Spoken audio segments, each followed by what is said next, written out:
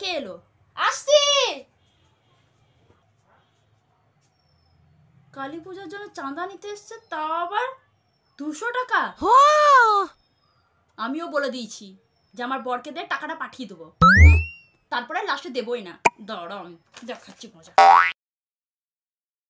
আজকেও চাঁদা চাইতে এসছিল, আমিও বলে দিয়েছি যে কালকে দিয়ে আসবে। আজকেও চাঁদা চাইতে এসছিল, আসুক কালকে, তাহলে এলেই বুঝতে পারবে যে চাঁদা কি করে পাবে। কি মজা। এখন তো আমি বাপের বাড়ি চলে যাচ্ছি, এবারে আসবো কালী পুজোর পর, আর চাঁদা পাবে না।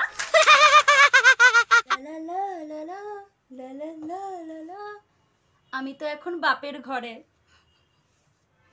আসছে বছর আবার হবে। আমি তো এখন বাপের ঘরে,